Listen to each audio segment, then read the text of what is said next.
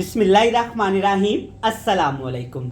मैं शेफ़ इमरान और ख़वातीनो हज़रात, आज की जो रेसिपी हम बनाने वाले हैं ना, इतनी मज़े की है।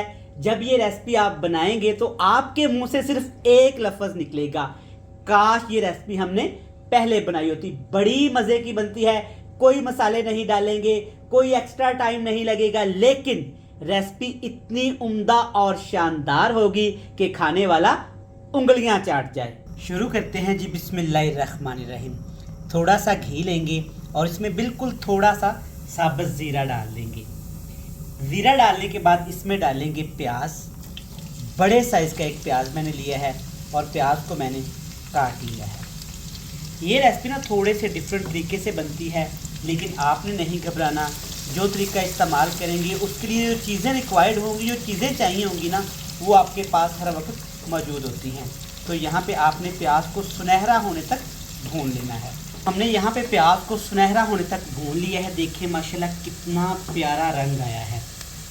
जब प्याज अच्छे से सुनहरा हो जाए तब इसमें डालेंगे यहाँ पे मुर्गे का गोश्त। मैंने यहाँ पे तकरीबन आधा किलो मुर्गे का गोश्त लिया है और इसको मैंने बिल्कुल छोटे पीस में कटवाया है।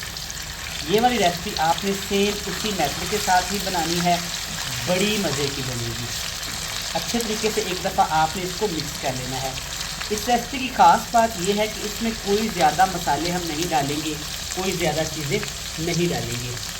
अभी यहाँ पे इसमें जाएगा हल्दी पाउडर, देखें आपके सामने है, सिर्फ 1 टीस्पून। और इसके साथ इसमें जाएंगे काफ़ी ज़्यादा टमाटर और हरी मिर्च। हरी मिर्च को मैंने कट नहीं लगाया, छोटे साइज़ की हरी मिर्च है मेरे पास, तो मैंने सेंटर से कट लगा के इनको साबुत ही रहने दिया है। आप चाहें तो आप इनको बारीक भी काट सकते हैं। तो यहाँ पे आपने हल्दी के साथ टमाटर, मिर्च और चिकन को 5 मिनट के लिए पका लेना है। अच्छे से तमाम चीज़ों को हमने 7 मिनट के लिए भून लिया है। तो आप देख सकते हैं गोश्त ने यहाँ पे ना पानी छोड़ा है और टमाटर भी पानी छोड़ना शुरू हो गया है। इससे एक बड़ा उम्दा सा टेस्ट आता है।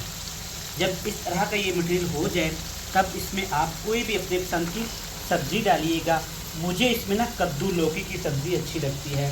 आप इसमें भिंडी डाल सकते हैं, आप इसमें आलू डाल सकते हैं, आप इसमें करेले भी डाल सकते हैं, और जो तोरी सब्ज़ी होती है आप वो भी इसमें शामिल कर सकते हैं। कद्दू शरीफ डालने के बाद आपने इसमें ना पानी का 1 गिलास भर के डाल देना है, क्योंकि हमने कद्दू की सब्ज़ी को ना काफ़ी ज़्यादा यहाँ पे गलाना है, टेंडर करना है, तो पानी तो हमें शामिल करना पड़ेगा। कोई मसाला अभी इसमें हमने नहीं डाला सिवाय हल्दी पाउडर के। नमक भी डालेंगे, एक मसाला सिर्फ हम डालेंगे, उससे इसका टेस्ट इस कदर देखिएगा टेस्टी हो जाएगा कि आप उंगलियां चाटते रह जाएंगे। मेरी हमेशा से अपने व्यूवर्स के लिए यही कोशिश रही है कि आप लोगों के लिए कुछ अच्छा, कुछ सस्ता, कुछ डिफरेंट बनाया जाए, ताकि आप घरों में आसानी के साथ इसे बना सकें।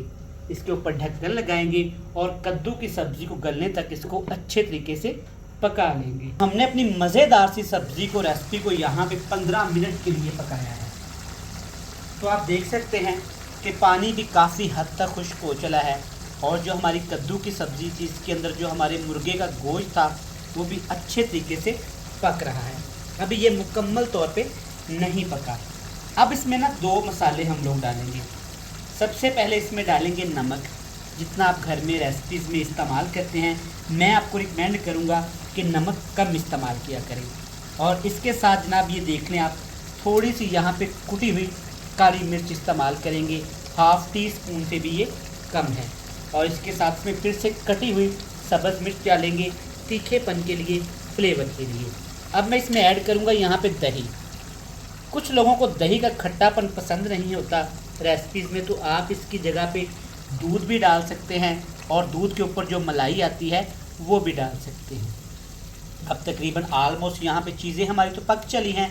इसके अंदर पानी है, दही डाला है तो दही ने भी पानी छोड़ना है। तो आप क्या करेंगे, अच्छे से हिलाने के बाद ना हाई फ्लेम कर देंगे और इसको आपने अच्छे तरीके से भून लेना है।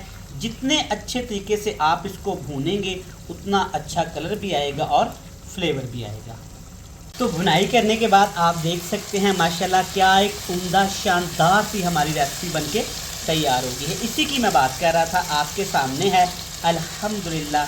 देखें सादा भी है, मज़े की भी है, कोई मसाले नहीं है, जैसे मर्ज़ी खाएं। मैं उम्मीद करता हूँ कि हमेशा की तरह ये रेसिपी आपको पसंद आई होगी। रेसिपी अच्छी लगे तो यहाँ पे आप वीडियो को लाइक करके चैनल को सब्सक्राइब कर दीजिएगा। मुझे दीजिएगा इजाज़त। ढेर सारा प्यार, दुआओं में रखिएगा यार। अल्लाह हाफिज़।